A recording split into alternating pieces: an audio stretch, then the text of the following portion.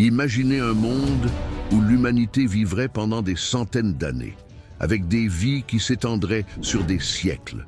Un monde où la technologie, la sagesse et les mystères étaient incompréhensiblement avancés pour l'époque.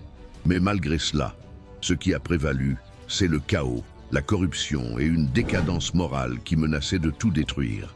C'était le monde d'avant le déluge, un scénario impressionnant mais dévastateur, où les choix humains ont été déformés jusqu'à un point de non-retour. Mais comment en sommes-nous arrivés là? La réponse se trouve dans l'histoire d'un homme nommé Noé, un homme qui, face à toute la méchanceté et la violence qui dominèrent la terre, a reçu une mission divine qui allait changer le destin de l'humanité. Mais avant de parler de Noé, il est nécessaire de comprendre le contexte du monde qu'il habitait. La Bible nous parle d'une époque où les hommes vivaient des centaines d'années, et ce qui semblait être un monde florissant était en fait un terrain fertile pour le péché. La méchanceté s'est répandue, et avec elle, l'éloignement de Dieu. Ce qui a commencé par une relation de proximité et de confiance avec le Créateur a été lentement corrompu par des comportements égoïstes et violents. Qu'est-ce qui a exactement causé cette décadence morale? La Bible mentionne la présence des Néphilim, des êtres hybrides, descendants d'anges déchus et d'humains. Ces êtres, qui habitaient la terre, ont augmenté la corruption, rendant la terre encore plus violente et pleine de mal. Mais ce n'était pas le seul facteur. Le cœur même de l'homme a été pris au piège du péché. Dieu, en observant ce qu'était devenu l'humanité, vit que la terre était pleine de violence et que les hommes étaient constamment en rébellion. Le mal était si grand que Dieu décida que la fin de cette génération était proche. Si vous avez été inspiré par l'histoire de Noé et par la façon dont la vraie foi va au-delà des mots, n'oubliez pas de vous abonner à la chaîne et de laisser votre like. Partagez dans les commentaires ce que la foi de Noé signifie pour vous et comment vous pouvez appliquer cette confiance dans votre propre vie. Réfléchissons ensemble à la façon dont l'obéissance et la confiance en Dieu peuvent transformer nos vies. Mais ensuite, au milieu du chaos, Dieu a trouvé un homme différent. Noé, un homme juste, qui s'est démarqué parmi la corruption généralisée. Dieu, dans sa miséricorde, a choisi Noé pour préserver la vie et recommencer l'humanité. Ce choix soulève une question puissante. Comment quelqu'un comme Noé pourrait-il survivre à un monde aussi corrompu, dans une génération perdue, et trouver encore grâce aux yeux de Dieu? La réponse ne réside pas seulement dans le fait que Noé était un homme juste, mais dans son obéissance inconditionnelle à l'appel divin. Non seulement il a entendu la parole de Dieu, mais il l'a mise en pratique de manière radicale, en construisant l'arche lorsque le déluge semblait être un concept impossible. Sa foi était une action, un pas de confiance en Dieu, sans doute sur l'avenir, mais avec une certitude inébranlable dans le plan divin.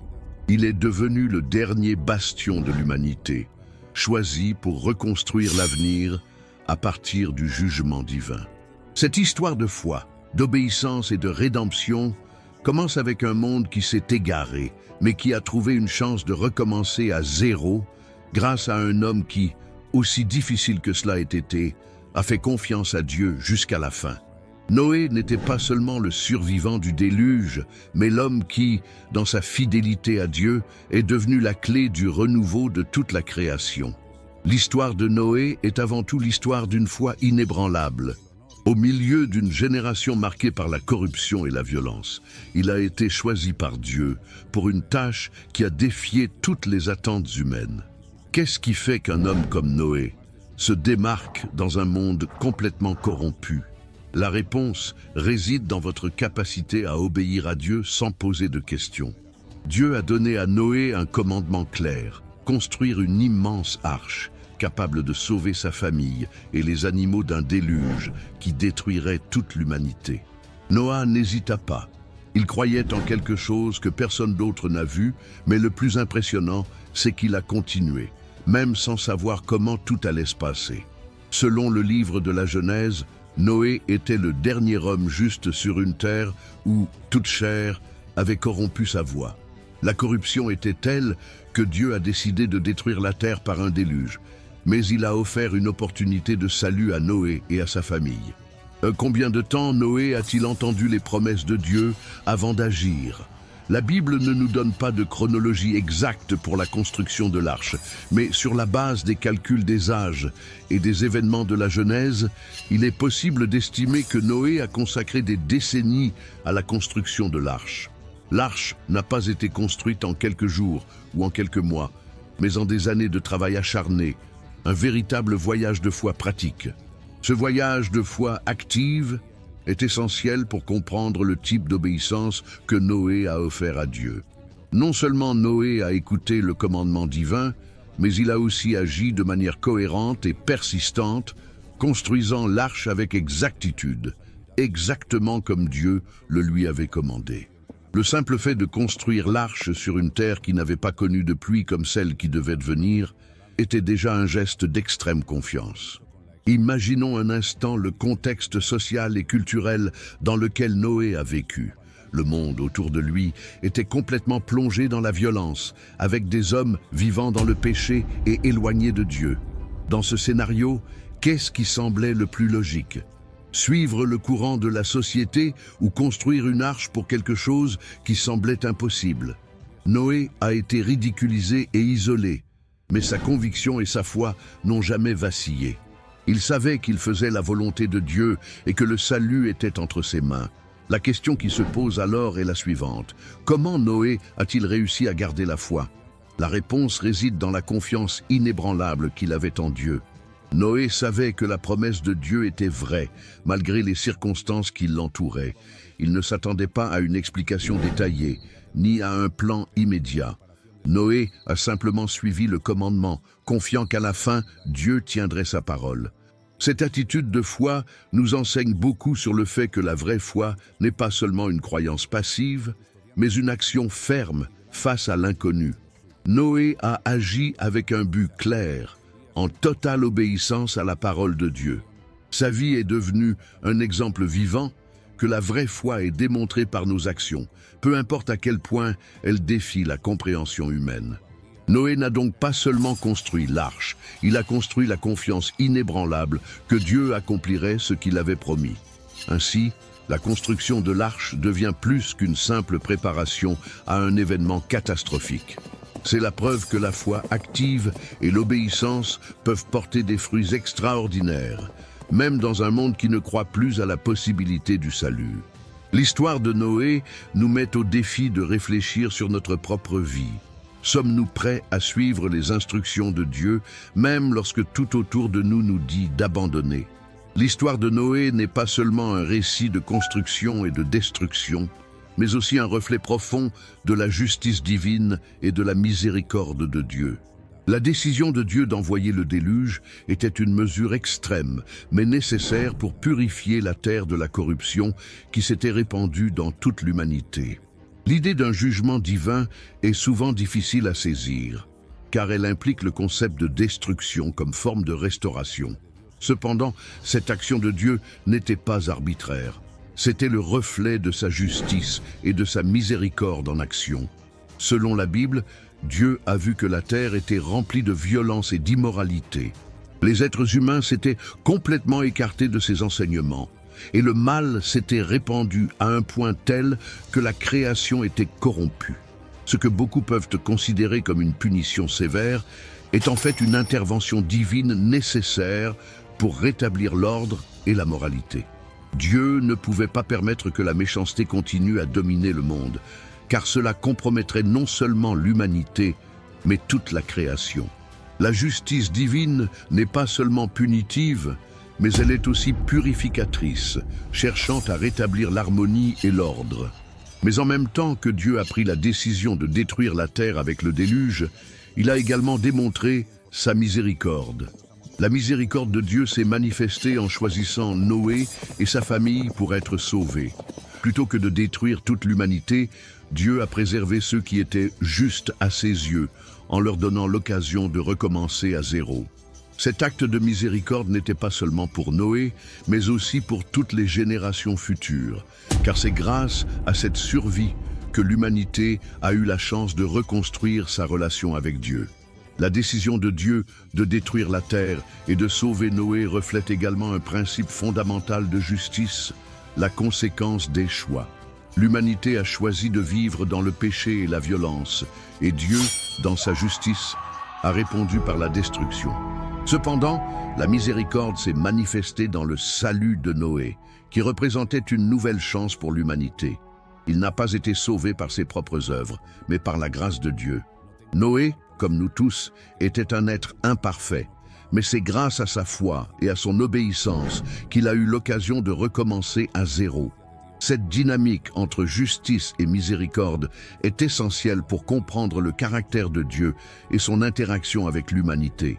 La justice de Dieu exige que le péché soit traité sérieusement, tandis que sa miséricorde offre une porte ouverte à la rédemption. Le déluge était donc une manifestation des deux attributs de Dieu.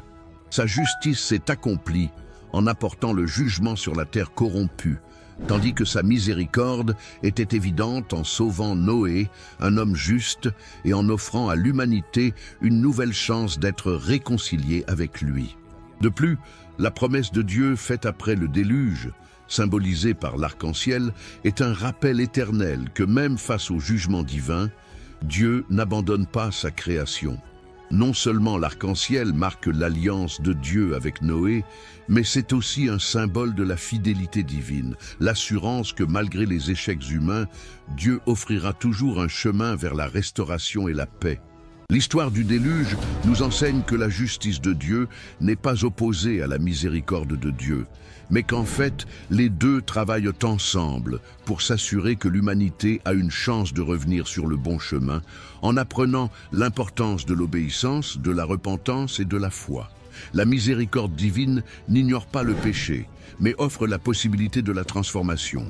Le déluge n'est donc pas seulement un jugement de destruction, mais aussi une promesse de renouveau et de restauration pour ceux qui choisissent de suivre la voie de Dieu.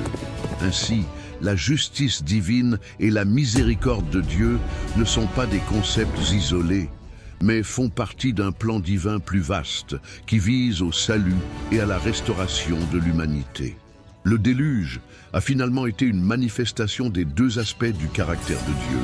Et l'arc-en-ciel, qui apparaît après la tempête, devient un symbole non seulement d'un jugement passé, mais aussi de l'espoir d'un avenir renouvelé. Le voyage de Noé est marqué non seulement par l'obéissance à Dieu et le salut de l'humanité, mais aussi par un profond isolement émotionnel et spirituel. Alors que le monde qui l'entourait était plongé dans la violence et la corruption, Noé a été appelé à se démarquer, non seulement en tant que constructeur de l'arche, mais aussi en tant que seul homme juste d'une génération perdue. Cette solitude, à la fois physique et émotionnelle, a été l'une des plus grandes épreuves qu'il a dû affronter.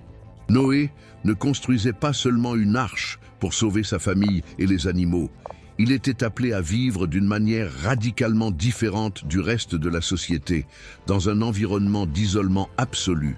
L'isolement de Noé a été une expérience solitaire à bien des égards. Il était entouré de gens qui ne comprenaient pas sa mission ou la raison pour laquelle il croyait en quelque chose qui semblait impossible. Pendant les années de construction de l'arche, Noé a sans aucun doute été ridiculisé et discrédité. Que serait-ce de vivre dans un monde où tout le monde autour de vous serait plongé dans le péché, tandis que vous, seul, essayez de suivre les principes de Dieu? L'acte même de construire l'arche face aux moqueries et à l'incrédulité de ceux qui l'entouraient était déjà un test d'isolement spirituel. Noé a été appelé à travailler seul, en silence, sans la certitude de la façon dont tout se déroulerait. Cependant, cette expérience de l'isolement n'était pas seulement un défi pour Noah, mais aussi une occasion de transformation personnelle. Au cours de son voyage solitaire, Noé a dû faire confiance à Dieu d'une manière personnelle et profonde, sans l'aide ou l'approbation des autres. Il a été forcé de regarder en lui-même et de s'interroger sur la nature de sa foi. Quand le monde entier semble être contre vous, comment pouvez-vous maintenir votre confiance inébranlable en Dieu? Noé, en affrontant ce doute, a renforcé sa relation intime avec le divin, sans avoir besoin d'une validation extérieure. Cette expérience d'isolement n'était pas une punition, mais une stratégie divine pour façonner le caractère de Noé. Non seulement Dieu préparait la terre pour le renouveau, mais il préparait Noé à être le chef d'une nouvelle humanité. L'isolement de Noé l'a conduit à une profonde transformation spirituelle, faisant de lui non seulement le sauveur physique de l'arche, mais aussi un chef spirituel pour tous ceux qui viendraient après lui. Le voyage de Noé nous rappelle que souvent, l'isolement nous oblige à nous replier sur nous-mêmes et à renforcer notre foi, nous préparant ainsi à accomplir la mission que Dieu a pour nous. Noé a également appris l'importance de l'obéissance inconditionnelle.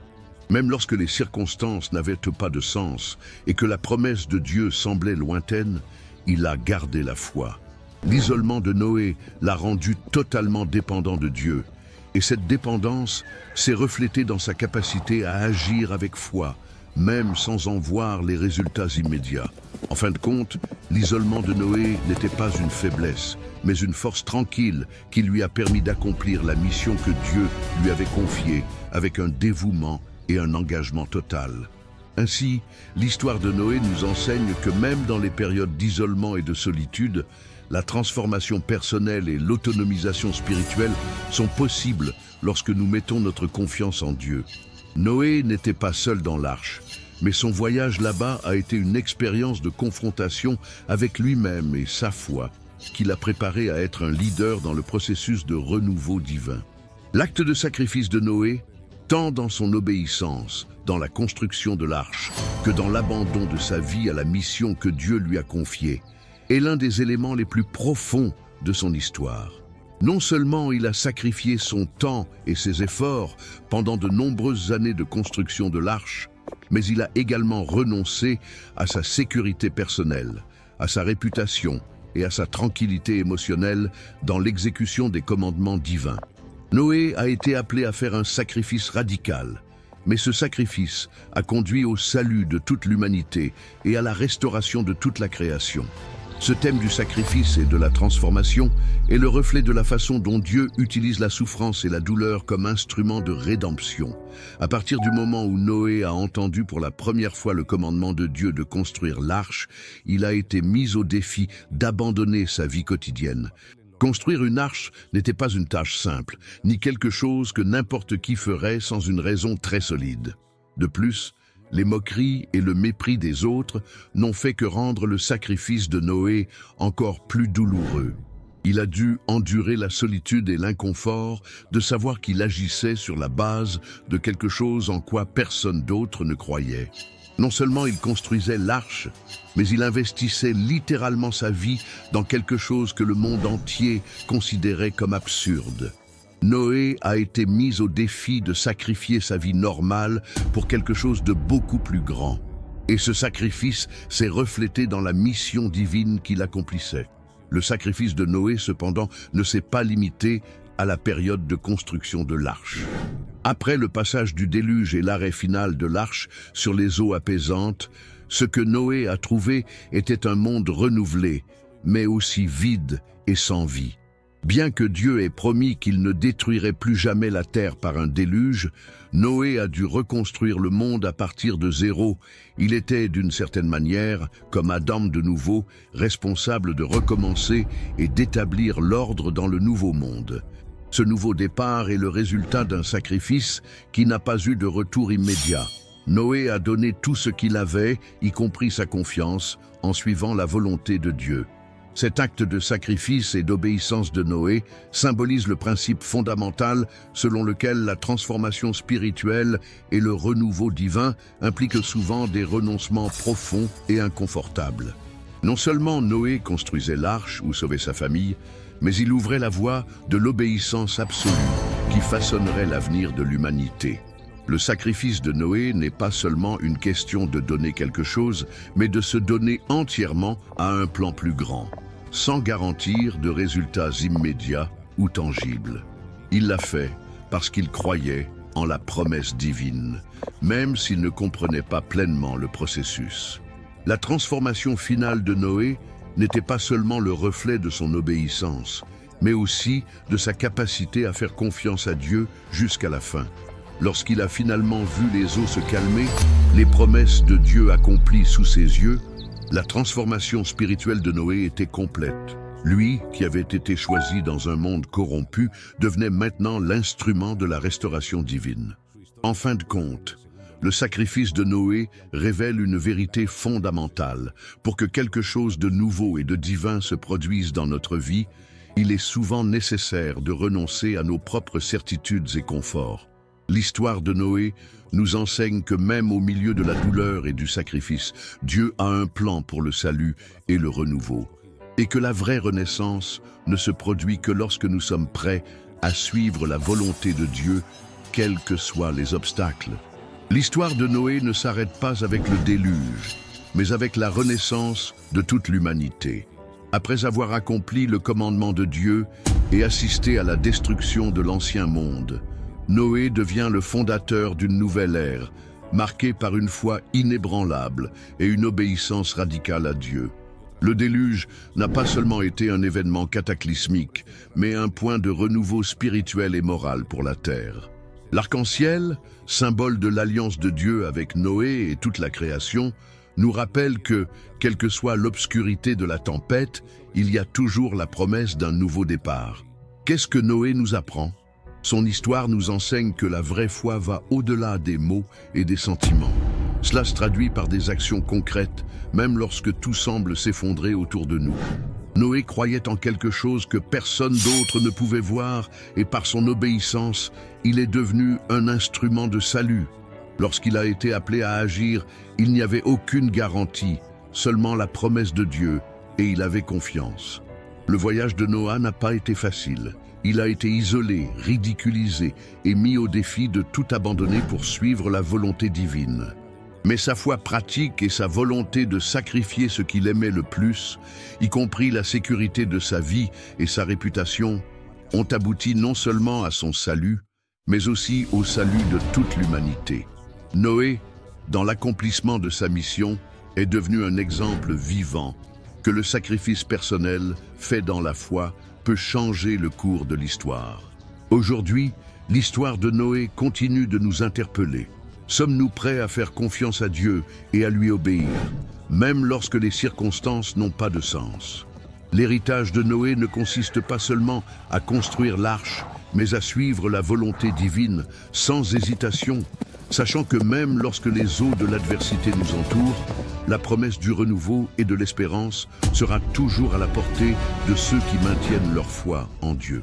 L'histoire de Noé n'est pas une leçon d'obéissance aveugle, mais un appel à la foi active et à une vie d'engagement total envers les plans de Dieu.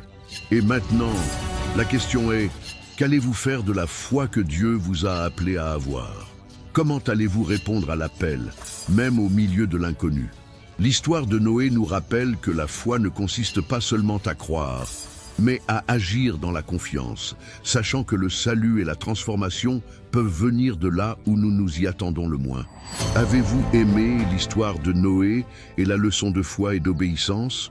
Abonnez-vous à la chaîne et activez les notifications pour ne pas manquer les vidéos à venir. Par exemple, si vous croyez que la vraie foi nécessite l'action et que vous la partagez avec des amis qui ont également besoin de ce message d'espoir et de renouveau, continuons à apprendre et à grandir dans la foi ensemble.